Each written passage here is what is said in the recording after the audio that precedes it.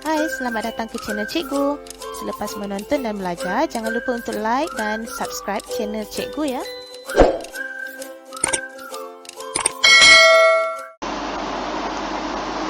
Okay, Assalamualaikum warahmatullahi wabarakatuh. Okay, hari ini kita masih lagi dalam tajuk yang sama, iaitu 8.1 garis dan sudut. Di mana pada hari ini kita akan belajar cara untuk menyelesaikan masalah berdasarkan situasi yang diberi. Okey, murid-murid boleh rujuk pada buku teks muka surat 175 ya, di mana gambar rajah ni memang cikgu ambil daripada buku teks. Okey, sebelum kita menyelesaikan masalah, okey, kita imbas kembali apa yang kita dah belajar sebelum ini, iaitu sifat sudut yang kita akan gunakan dalam penyelesaian masalah. Iaitu yang pertama, kita ingat semula ya, iaitu kita belajar tentang sudut pelengkap. Okey, di mana hasil tambah sudut akan menghasilkan 90 darjah. Okey, yang kedua kita belajar tentang sudut penggenap. Okey, di mana hasil tambah adalah 180 darjah. Dan yang ketiga kita belajar tentang sudut konjugat, di mana hasil tambah adalah 360 darjah. Okey, jadi bila kita ingat tiga-tiga sudut ini, maka kita akan dapat menyelesaikan masalah dengan lebih mudah.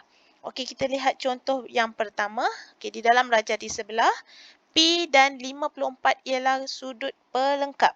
Okey, kita ambil poin yang pertama, P dan 54 adalah sudut pelengkap. Jadi kita tengok gambar rajah, di mana ini dan ini, okey, P dan 54 adalah sudut pelengkap, di mana hasil tambah dua ni akan menghasilkan 90 darjah.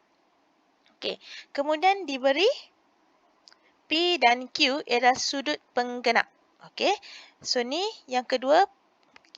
Okey, diberi clue yang kedua adalah P dan Q adalah sudut penggenap, di mana hasil tambah P dan Q akan menghasilkan 180 darjah. Okey, dan sudut konjugat bagi R ialah 260 darjah. Okey, jadi kita lihat, cikgu padam sekejap ya. Ini gambar rajah ni. Okey, jika kita lihat sudut konjugat bagi R. Okey, ini adalah R. Maka sudut ini ke sini nilainya adalah 260 darjah. Okey, jadi bila kita dah faham tentang clue-clue yang diberi, maka kita boleh menyelesaikan dengan mudah. Okey, jadi soalannya hitung nilai P, Q, R dan S. Okey, jadi cikgu akan ajar cara untuk menyelesaikan soalan yang tersebut. Okey, clue yang pertama diberi P dan 54 adalah sudut pelengkap.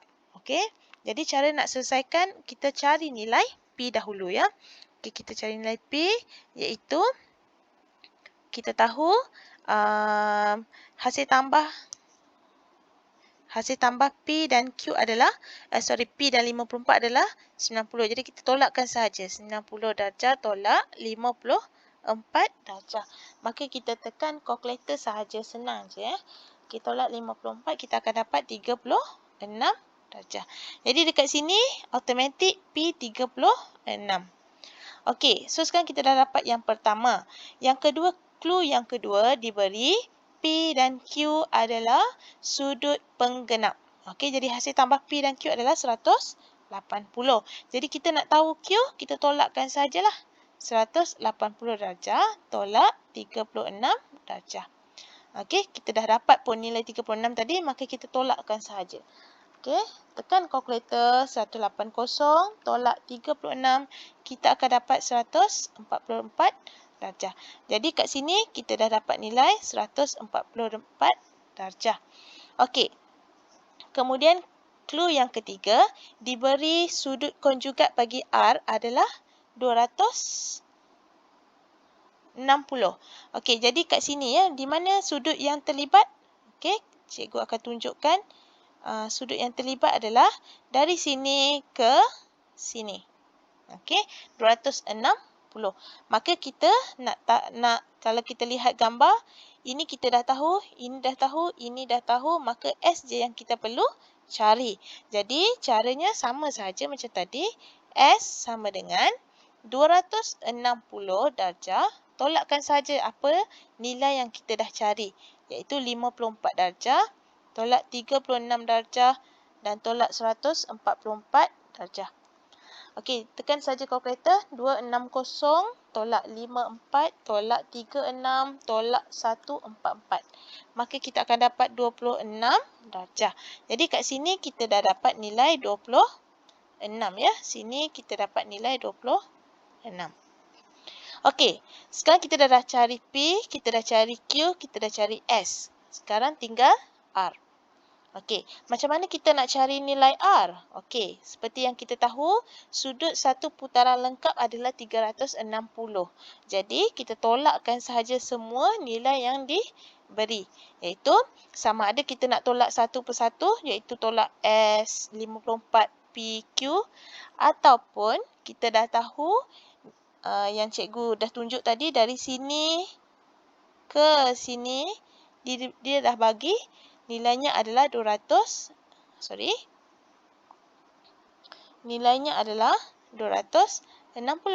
Jadi, senang saja. Satu putaran lengkap adalah 360. Jadi, kita tolakkan sahaja ya. Kita buat cara mudah. 360 tolak 260 darjah. Maka, kita akan dapat berapa?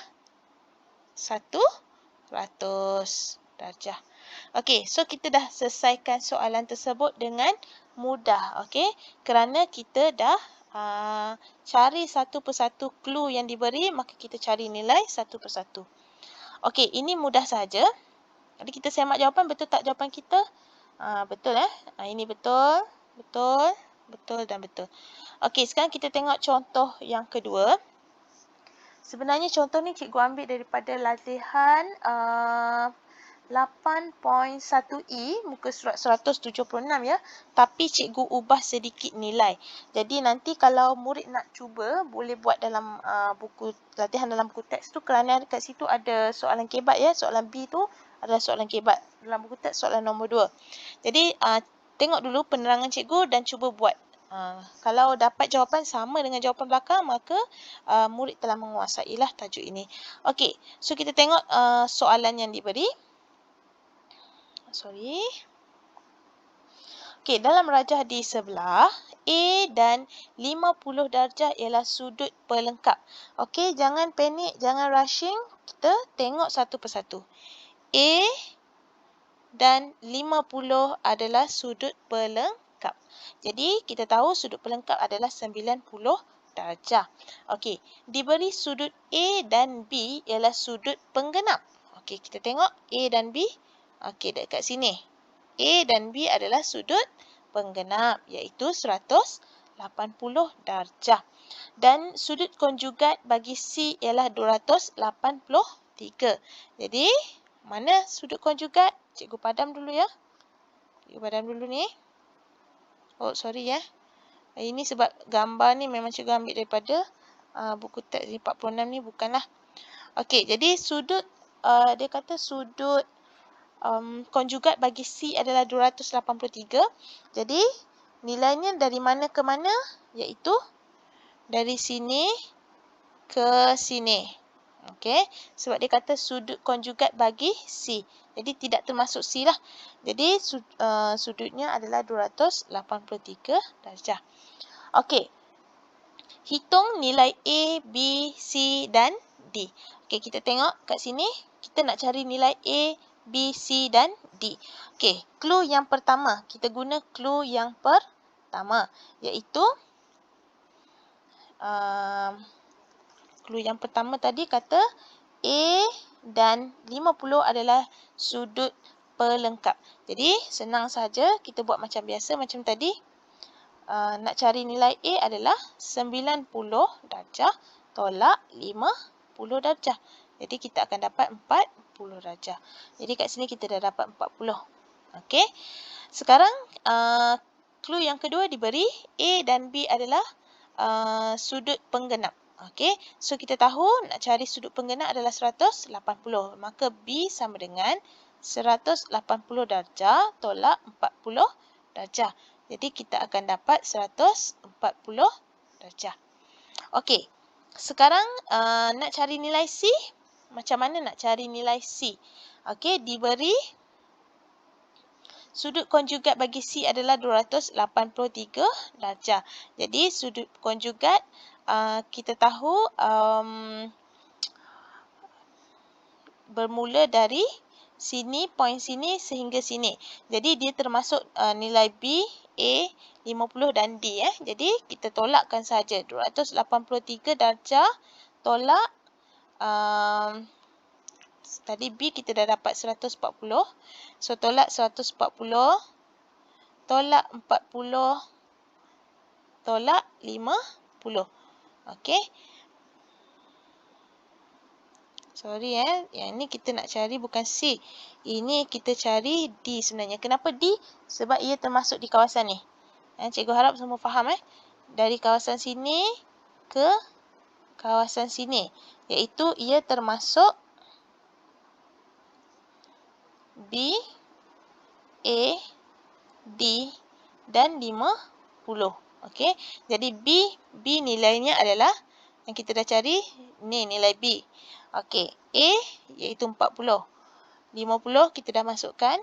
Yang D sekarang yang kita nak cari Okey. Jadi kita tolakkan sahaja. Tekan kalkulator. Okey, 283 tolak 140 tolak 40 tolak 50. Okey, kita akan dapat 53 darjah. Okey, so kat sini 53 darjah. Okey, macam mana nak cari nilai C? Jadi satu putaran lengkap adalah 360. Kita tolakkan sahaja dengan 283. Macam tadi je Sama saja. Jadi 360 tolak 283 kita akan dapat 77 darjah. Jadi kat sini 77 darjah. Okey, jadi cikgu harap semua faham Ini sama saja macam cikgu terangkan dalam contoh satu tadi. Okey, sekarang soalan untuk B. Ini adalah soalan kebat dan tak ada kaitan pun dengan rajah tersebut kerana dia guna abjad R dan S. Kalau kita tengok kat sini tak ada pun R dan S. Jadi tak ada kaitan lah. Kalau kita tengok dalam buku teks dia guna abjad P dan Q. Jadi soalannya sama, cikgu tukar nilai dan juga abjad. Ada sedikit lah yang cikgu dah tukar. Jadi tapi ia masih mengekalkan konsep yang sama. Okey, diberi R dan S ialah sudut pelengkap dengan keadaan R lebih kecil daripada S. Okey. Jika beza antara R dan S ialah 20 darjah, hitung nilai R dan S. Okey, kat sini clue yang pertama diberi adalah, ini clue yang pertama, sudut pelengkap.